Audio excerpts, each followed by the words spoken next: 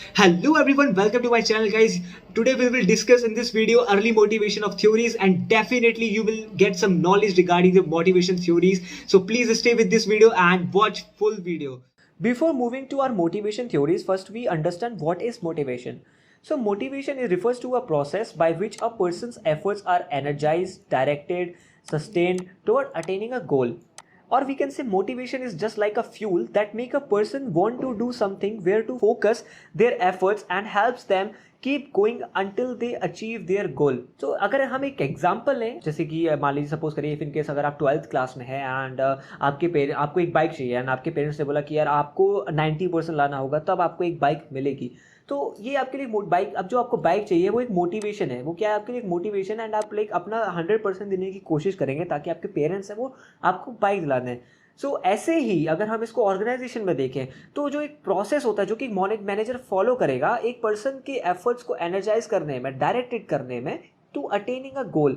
जो गोल होगा वो बेसिकली पूरी ऑर्गेनाइजेशन का ही होगा और हो सकता है कि उस पर्सन का खुद का भी हो. सो इन दी एंड बेसिकली वो कंप्लीट वो अपने ऑर्गेनाइजेशन का गोल ही करेगा. तो मोटिवेशन एक प्रोसेस है जो कि हेल्प करेगा एक पर्सन को अटेन करने के लिए गोल में, जिस जो बाय एनर्जाइज और डायरेक्टेड टूवर्ड्स अटेनिंग अ गोल. ओके, नाउ आगे बढ़ते हैं मोटिवेशन थ्योरीज में. सो मोटिवेशन थ्योरीज हमारी दो तरह की कंसेप्ट हैं यहाँ पे. एक early theories of motivation and contemporary theories of motivation. So in early theories of motivation we have four theories. First of all, we have to study Maslow's hierarchy of need theory. Then we will study McGregor's theory, X and Y theory, X theory and theory Y. And after that we will learn Herzberg's two factor theory, three needs theory. So आज इस video में हम सिर्फ ये चार theory cover करेंगे जो आती हैं हमारी अर्ली थ्योरीज ऑफ मोटिवेशन के अंदर. So Maslow's need hierarchy theory is a psychological framework developed by Abraham Maslow. So ये जो बनाई गई थी अब्राहम मैस्लो के द्वारा बनाई गई थी in mid 20th century to understand and prioritise human motivation needs. So इन्होंने जो जो पूरी थ्योरी बनाई है वो सबसे पहले बेसिक नीड पे कवर किया. उन्होंने बेसिक नीड से चालू करी है ये, ठीक है, नीड्स के ऊपर कि अगर इंसान को अपने नीड फॉलो करेगा और वो कितना मोटिवेट होगा उससे. So this theory suggest that individuals have a hierarchy of needs and they will work to satisfy these needs in a specific order. So हमें देख सकते हैं यहाँ पे मैंने आपको एक फिगर मेंशन करी हुई है. सो अगर आप इस फिगर में देखेंगे तो एक एरो जा रहा है जो नीचे से ऊपर है. तो ठीक है, तो सबसे पहले हम अपनी फिजियोलॉजिकल नीड पूरी करेंगे, then safety, then social, then esteem, then self actualisation. So अभी नेक्स्ट स्लाइड में हम देखेंगे कि ये सारी जो नीड्स है इसके अंदर क्या क्या आता है, क्या क्या एग्जांपल्स होते हैं. ठीक है, नाउ सो इसमें देख सकते हैं आप, यहाँ पे मैंने मेंशन किया हुआ है फिजियोलॉजिकल नीड्स. इसमें क्या आता है? रोटी, कपड़ा, मकान, लाइक बहुत ही बेसिक.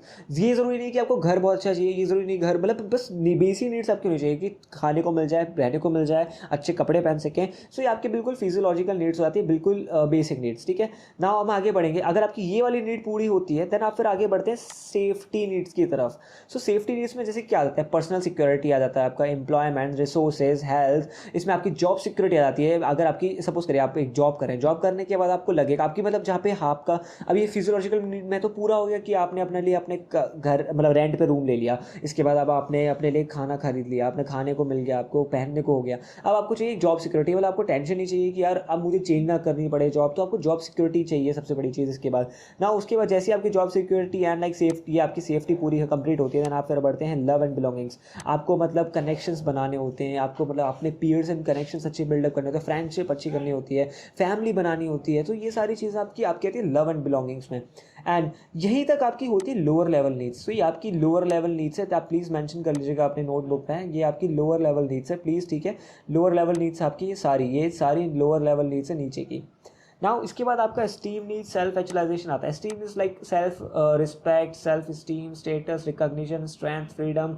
जैसे कि आपको इसमें एक एग्जांपल मैं दे सकता हूँ, आपका प्रमोशन. प्रमोशन सबसे बड़ी चीज़ हो जाएगी आपके लिए. एक सेल्फ स्टीम, आपका रुतबा बढ़ेगा, आप असिस्टेंट मैनेजर से एक मैनेजर बनना, या मैनेजर से आप आगे और प्रमोशन हो रहा है तो आप उसमें स्टीम नीड्स आपका इसमें काउंट होता है. एंड इसके बाद हम आगे बढ़ते हैं सेल्फ एक्चुअलाइजेशन नीड्स में, जहाँ पे आपको लगता है अब लाइक आपकी सारी जो बेसिक नीड्स हैं लाइक वो कंप्लीट हो चुकी हैं एंड आप लाइक सेल्फ एक्चुअलाइजेशन में कंप्लीट हो चुके हैं. Desire to become the most that one can be. Basically मतलब ये अटेन करना बहुत ही मुश्किल होता है। इसके लिए अगर मैं आपको एक एग्जांपल दूँ, आप सचिन तेंदुलकर जी का एक एग्जांपल ले सकते हैं।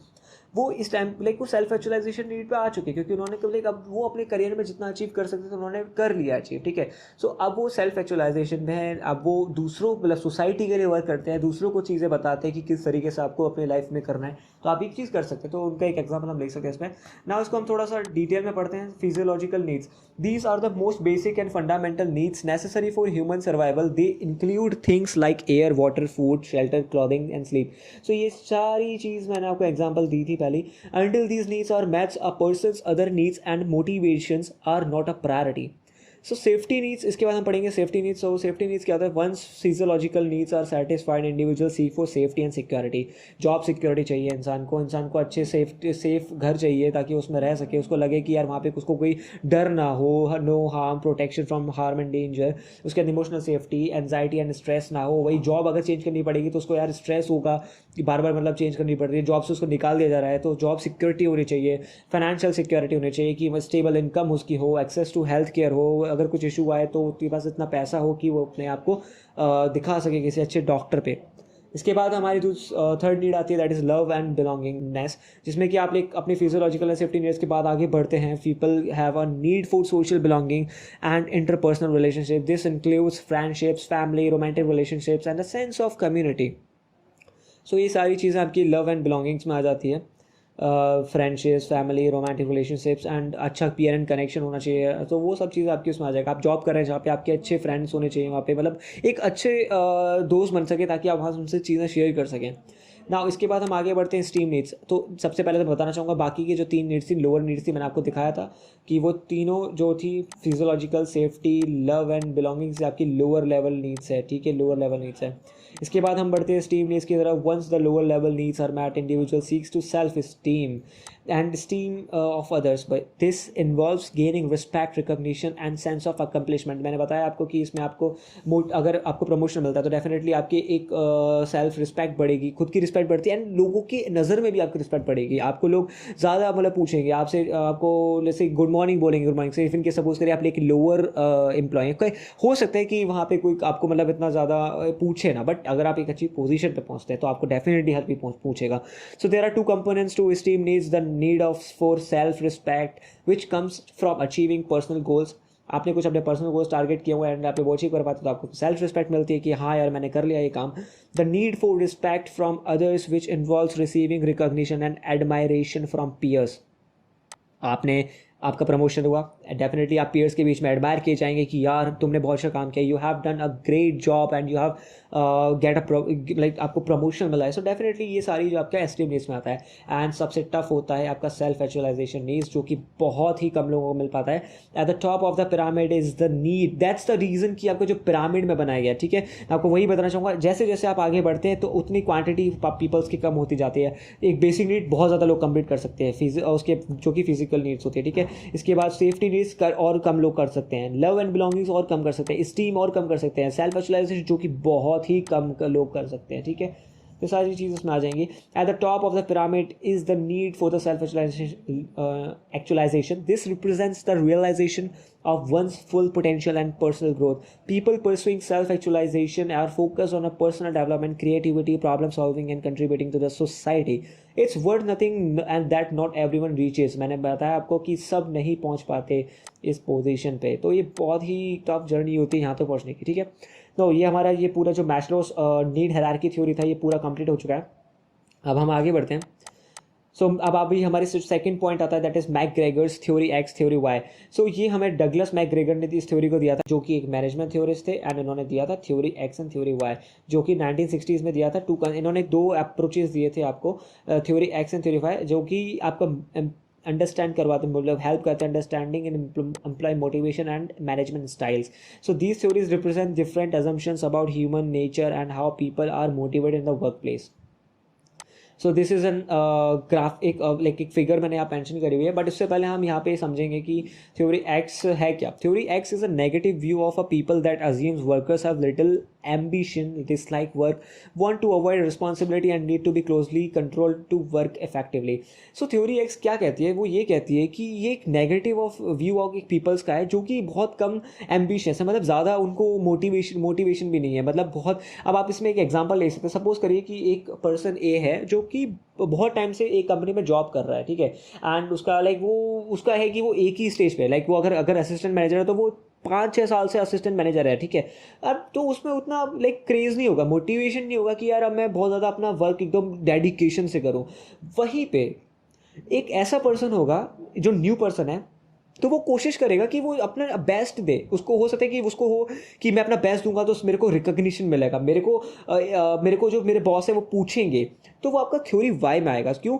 Is a positive view that assumes employ enjoy work, क्योंकि जो नया पर्सन है वो डेफिनेटली कोशिश करेगा, एंजॉय करेगा वर्क को, यार वो उसमें एक चाहत होगी वर्क को सीखने की, करने की। So seek out and accept responsibility and exercise self direction. McGregor believe that theory Y assumptions should guide management practice and propose that participation in the decision making, responsible and challenging jobs and good group relations would maximize employee motivation.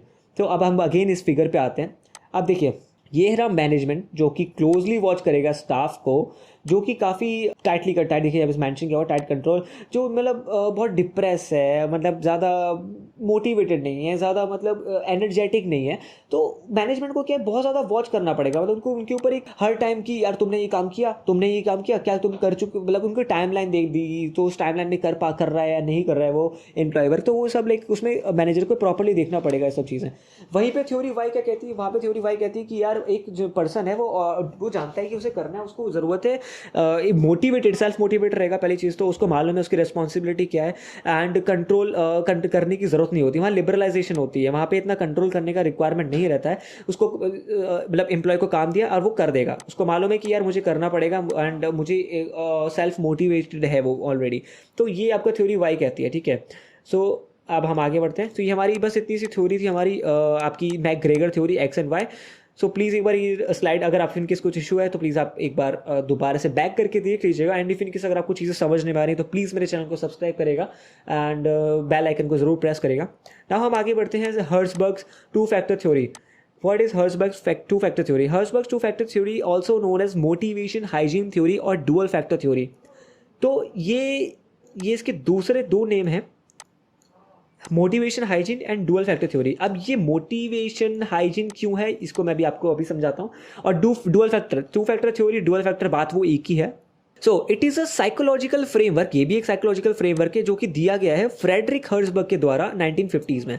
This theory aims to explain the factors that influence job satisfaction dissatisfaction. So ये एक क्या हुआ कि Herzberg जी ने एक कुछ interview किए जिसमें कि उन्होंने कुछ एम्प्लॉय से पूछा कि मोटिवेशन नहीं, मतलब एम्प्लॉयज़ ने जो आंसर्स दिए वो दिए कि उनको वो जॉब से सेटिस्फाई है या नहीं है। Herzberg propose that there are two distinct sets of factors that affects an individuals motivation and job satisfaction and these factors operate independently of each other. ये देखिए मोटिवेशंस के ऊपर तो डिपेंडेंट नहीं है, ये बेसिकली सेटिस्फैक्शन एंड डिससेटिस्फैक्शन के ऊपर डिपेंडेंट है, ठीक है। अभी हम आगे बढ़ते हैं। तो जो टू फैक्टर्स है वो क्या थे, मैंने बताया आपको, मोटिवेशन हाइजीन। तो आगे बढ़ते हैं, hygiene factor and motivation factor. तो ये दो फैक्टर्स होते हैं, factors that eliminate job satisfaction but don't motivate. ये वो हाइजीन एक वो फैक्टर है जो कि एलिमिनेट करता है जॉब डिससेटिस्फैक्शन। अगर आपका हाइजीन अच्छा है, आपकी बिल्डिंग में, मीन्स आप जहाँ पे जॉब कर रहे हैं, तो डेफिनेटली आपका जो जॉब सेटिस्फैक्शन मतलब जॉब डिससेटिस्फैक्शन वो तो होगा नहीं, तो आप सेटिस्फाई रहेंगे। तो मैंने यहाँ देखिए स्लाइड, यहाँ पे एक पिक जो देख पा रहे हैं इस वाले पिक में, यहाँ पे पुअर हाइजीन फैक्टर है तो आपका डिक्रीज एम्प्लॉय जॉब सेटिस्फैक्शन होगा, तो आपका जो सेटिस्फैक्शन है जॉब करने का वो डिक्रीज हो गया, क्योंकि आपके में एसी अच्छा नहीं है, लाइटिंग प्रॉपर नहीं है, साफ सफाई नहीं है, तो आप वहाँ पे अच्छा फील नहीं करेंगे, लेकिन आप डिससेटिस्फाई रहेंगे अपनी जॉब से। वहीं पे मोटिवेटर फैक्टर्स हैं, जहाँ पे अगर मोटिवेटर फैक्टर्स आपके अच्छे हैं, मतलब आपको फैक्टर्स दैट इंक्रीज जॉब, वो फैक्टर्स है जो आपकी जॉब सेटिस्फैक्शन को इंक्रीज करते हैं एंड मोटिवेशन को इंक्रीज करते हैं, ठीक है। सो हाइजीन फैक्टर आपका मोटिवेशन से रिलेटेड नहीं है, सिर्फ मोटिवेटर फैक्टर्स है जो कि आपका मोटिवेशन से रिलेटेड है। अब हम आगे थोड़ा इसको डीप समझते हैं। हाइजीन फैक्टर्स डिससेटिस्फाइज, अगर ये अच्छे नहीं है तो आपका एम्प्लॉय डिससेटिस्फाई होगा, सेटिस्फाई नहीं रहेगा। Hygiene factors are also referred as a maintenance और एक्सट्रिंग फैक्टर्स, और ये एक्सटर्नल इन्वायरमेंट पे ज़्यादा आपका फैक्टर डिपेंड करता है, ठीक है। They are essentials for preventing job dissatisfaction but their presence does not necessarily lead to increase motivation और job satisfaction. Okay, they are environmental related factors, मैंने देखिए पहले बताया आपको अभी थोड़ी देर पहले कि इन्वायरमेंटल फैक्टर पर रिलेटेड फैक्टर्स हैं ये।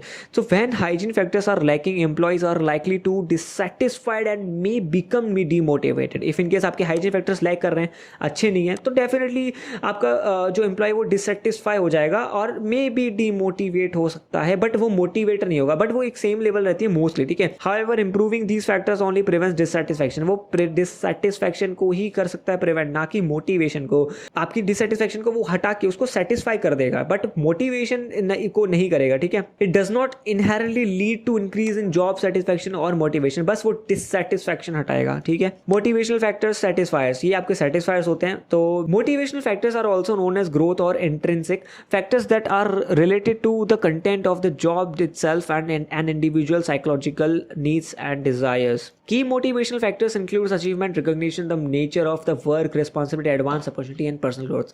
So motivational factors क्या हो सकते हैं? वही आपका अगर प्रमोशन हो रहा है, आपको रिकॉग्निशन मिल रहा है, आपको एक रिवॉर्ड दिए जा रहे हैं, तो ये आपके लिए एक मोटिवेशन फैक्टर्स हैं। डेफिनेटली आप इससे सेटिस्फाई भी होंगे एंड आपके मोटिवेशन भी इंक्रीज होगी, ठीक है। सो इस तरफ ये आपकी ये दो फैक्टर्स थे जो कि दिए गए थे हर्सबर्ग के द्वारा, motivation factor and hygiene factor, dual factors भी जिनका दूसरा नेम है, और ये फ्रेडरिक हर्सबर्ग के द्वारा दिया गया था, ठीक है। नहीं तो ये एक फिगर और है जिसमें कि मैंने मेंशन किया हुआ है, इफ इन केस अगर देखिए डिससेटिस्फाइड, सो अगर मान लीजिए आपकी क्वालिटी ऑफ सुपरविजन बेकार है, पेमेंट अच्छा नहीं है, कंपनी पॉलिसीज अच्छी नहीं है, फिजिकल वर्किंग कंडीशन अच्छी नहीं है, तो आपका हाइजीन फैक्टर है वो डिक्रीज हो जाएगा एंड जो है वो डिससेटिस्फाई हो जाएगा। अब इफ इन केस ये इंक्रीज होता है, अच्छा होता है, तो नॉट डिससेटिस्फाइड, ये नहीं आएगा कि मतलब वो अब डिससेटिस्फाइड नहीं है, सिंपल। बट वहीं पे अगर हम मोटिवेशन फैक्टर्स को देखें तो ये सेटिस्फाई करने में हेल्प करता है, ये सेटिस्फाई करने में हेल्प करता है। प्रमोशनल अपॉर्चुनिटीज़ आपकी अच्छी हैं, अपॉर्चुनिटी फॉर पर्सनल ग्रोथ है, रिकॉग्निशन, रिस्पॉन्सिबिलिटी अच्छी है, तो आपको ये सेटिस्फाई करेगा। और नॉट सेटिस्फाई तब होगा जब आपका ये डिक्रीज होगा। तो अब आप देख पा रहे हैं यहाँ पे आपका है डिससेटिस्फाई। सो अब आप यहाँ पे देख पा रहे हैं ये आपका डिससेटिस्फाइड और नॉट डिससेटिस्फाइड, और ये सेटिस्फाइड और नॉट सेटिस्फाइड, ठीक है। सो ये दो मेजर डिफरेंस थे कि आपके जो मोटिवेशन है वो सेटिस्फाई और नॉट सेटिस्फाई को करता है, एंड वहीं पे आपका जो हाइजीन फैक्टर्स है वो डिससेटिस्फाई और नॉट डिससेटिस्फाई पे बिलीव रखता है। सो प्लीज़ इतनी सी है। इफ़ इनकेस कोई इशू है तो प्लीज़ आप ज़रूर कमेंट करें, मैं कोशिश करूँगा अपने आंसर समझाने की। ना अब आगे बढ़ते हैं हमारी नेक्स्ट थ्योरी पे, जो कि है थ्री नीड्स थ्योरी, डेविड मैकक्लेंड के द्वारा जो दी गई है। सो थ्री नीड्स थ्योरी क्या कहती है, उससे पहले हम समझेंगे David McClelland theory, three needs theory, also known as acquired need theory. So ये जो थ्योरी है ये एक्वायर्ड नीड थ्योरी भी कही जाती है। It's a psychological theory of motivation that possess that individual have three basic psychological needs that individual their behavior and drive their motivation. So ये वो three needs है जो एक behavior और drive their motivation, so उनको मतलब influence करती है behavior को और motivation को। So पहला है आपका the need for achievement, जिसको हम ऐसे भी present करते हैं NACH. Second one is the need of affiliation and AFF. The third one is the need for power NPOW. सो ये हमारी थ्री नीड थ्योरी है। हम इसको अब डीप में समझते हैं, थोड़ा सा आगे बढ़ते हैं। Need for achievement, so the need for achievement refers to an individual desire for personal accomplishment, the pursuit of challenging goals and attain of success. People with a high need for achievement typically exhibit the following characteristic: a preference for tasks that offer a moderate level of challenge and the opportunity for personal accomplishment. So देखिए, अब need for achievement, एक person है जिसको achievement का मतलब है कि मतलब अकम्पलिशमेंट, मतलब वो चाहता है कि वो अचीव कर सके, तो वो ऑलरेडी बहुत उसका मोटिवेशन लेवल अच्छा रहेगा, वो उसको अचीव करने की चाहत रहेगी, लाइक वो चाहता है कि वो अचीव कर सके अपनी लाइफ में, वो चाहता है, वो एम्बिशियस रहेगा अपने गोल के लिए। जो मैंने यहाँ मेंशन भी, focus on a setting on achieving ambitious but attainable goals. हाँ, attainable, of course if in case goals attain नहीं होंगे तो फिर वो अचीवमेंट में नहीं आएगा, ठीक है। So a desire for feedback and recognition for the achievements. Individuals with a strong need of for achievement are often goal oriented, take calculated risk and derive satisfaction from overcoming challenges and obstacles. Need for achievement सिर्फ इतना सा था जो आपको समझाता है कि ये एक प्रेफरेंस करता है, मतलब बेसिकली इसमें जो वो इंडिविजुअल्स आते हैं आपके ऑर्गेनाइजेशन में जो कि अचीवमेंट पे ज़्यादा फोकस रखते हैं, जो कि काफ़ी फोकस करते हैं अटेनिंग गोल्स पे, चैलेंजेस एंड अपॉर्चुनिटी उन्हें लाइक अकम्प्लिश करना चाहते हैं, मतलब वो उनमें उतना हो है कि वो मोटिवेट हैं इतने कि वो अचीव करना चाहते हैं। तो ये सबसे जो ये वाले जो इंडिविजुअल्स होते हैं सबसे बेस्ट होते हैं आपके ऑर्गेनाइजेशन के लिए। इफ़ इन केस अगर आपको ये वाले मतलब लाइक एम्प्लॉयज़ मिलते हैं तो डेफिनेटली आपको मतलब आप एक कैसा एम्प्लॉय आप ला रहे हैं अपने ऑर्गेनाइजेशन में जो कि काफ़ी सेल्फ मोटिवेटेड रहेगा एंड वो चाहेगा कि वो अटेन कर सके, जो भी आप उसको टास्क देंगे वो एज एन उसको अचीवमेंट रखेगा, मतलब ये उसको अचीव करना है एज एन गोल, तो उसके वे में काम करेगा। तो ठीक है, ये आपका हो जाता है नीड फॉर अचीवमेंट। नाउ हम बढ़ते हैं need for affiliation. So the need for affiliation represent N individual desire for social connections, close relationships, and a sense of belongings. People with a high need of affiliation typically display the following traits. So जो उनके traits होते हैं, आप preference for cooperative and friendly environment, उनको एक देखिए एक friendly environment चाहिए होता है, मैंने ऊपर भी mention किया sense of belongingness, relationships. So उनको एक friendly environment चाहिए काम करने के लिए, a willingness to avoid conflict. So वो देखिए conflict नहीं चाहते हैं, वो कॉन्फ्लिक्ट नहीं चाहते हैं, हारमनी एक प्रॉपर एक मेंटेन इंटरपर्सनल हारमनी बनी हो सबके बीच में, कोई कॉन्फ्लिक्ट्स ना हो किसी के बीच में, मतलब किसी के बीच में भी खुद के बीच में भी। A strong desire for social approval and acceptance, वो देखिए उनका ये भी रहता है कि सोशल अप्रूवल भी रहना चाहिए, ठीक है। तो सबकी मतलब अगर मान लीजिए उनको कोई टास्क दिया गया तो वो एक बार को मतलब वो दो ग्रुप में सोचेंगे करना, बट अकेले नहीं करना चाहते, ठीक है। So individuals which are pronounce need for affiliation thrive in role that involves team work, collaboration and opportunities for social interaction. So need for affiliation, बस इतना सा था। देन आगे बढ़ते हैं हम अपने लास्ट, जो इसका लास्ट पॉइंट है, that is need for power. So need for power, the need for power pertains to an individual desire to influence, control and have an impact on others environment. So इसमें आपके देखिए कुछ ऐसे peoples आते हैं, जैसे suppose करिए आपका मैनेजर आ जाएगा, आपके लाइक टॉप बॉसेस आ जाएंगे, लाइक CFO, CEOs। सो उनके पास एक पावर होती है, they have a power to control और influence the other peoples in the organization. People with a high need of power often demonstrate the following characteristics: a desire to shape the decision and behavior of others, and willingness to take on leadership roles and seek positions of authority, a focus on achieving personal and organization goals through their influence। तो मैंने आपको बताया कि यहाँ पे वही like CFO, CEOs, managers आ जाते हैं। जो मैनेजर्स देखिए अब जो उनसे नीचे एम्प्लॉयज़ होंगे वो डेफिनेटली उन पे लाइक उनके पास वो अथॉरिटी और वो पावर होगी कि वो उनको मैनेज कर सकते हैं। वहीं पे मैनेजर्स को कौन करेगा, तो उनसे प्रायर जो होगा जनरल मैनेजर होगा या फिर उससे एरिया मैनेजर। तो ये सारी चीज़ें आपकी इस तरीके से वर्क करती हैं, ठीक है। Those with a strong need for power may excel in leadership positions, politics and roles that acquires assertiveness and a drive for control। मैंने कहा आपको ड्राइव फॉर कंट्रोल, ये वही पीपल्स जैसे कि इनको कंट्रोल करना होता है पीपल्स को, ठीक है। सो ये सारी आपकी थी 3 नीड्स थ्योरी जो कि दी गई थी डेविड मैकक्लेन के द्वारा। सो आज हमने पढ़ी हैं अपनी 4 थ्योरीज जो कि आती हैं आपकी अर्ली थ्योरीज के अंदर। पहली थी आपकी Maslow's hierarchy of need theory, second one was McGregor theories X, theory Y, third one was the Herzberg's 2-factor theory, third one was the 3 needs theory। ठीक है, आज इस लेक्चर में सिर्फ इतना ही रहेगा एंड अगले लेक्चर में कोशिश करूंगा मैं सारी कवर करने की and contemporary theories of motivation जिसमें हम कवर करेंगे। एंड इफ़ इन केस अगर आपके साथ कोई इशू आ रहा है या आपको कुछ समझ में नहीं आ रहा तो प्लीज़ मेरे को आप कमेंट करें, मैं कोशिश करूँगा अपने आंसर्स को डिस्क्राइब करने की in the comment section. And if in case कोई मिस्टेक हो रही है मेरे आंसर, मैं कुछ गलत समझा रहा हूँ, तो definitely you can comment to my channel also in my channel so that I can improve my self. This is my first video, I hope you will like this video and you will understand the factors. आप ये जो slide है, मैं ये अपने जो PPT slide है वो मैं अपने ड्राइव लिंक के थ्रू या फिर किसी भी लिंक के थ्रू ये मेंशन कर दूंगा। अगर कोई भी इशू आता है तो प्लीज़ मेरे को डेफिनेटली कमेंट करें एंड मेरे चैनल को सब्सक्राइब करें। होप हम जल्दी मिलेंगे अगली वीडियो में एंड तब तक प्लीज़ पढ़ते रहिए।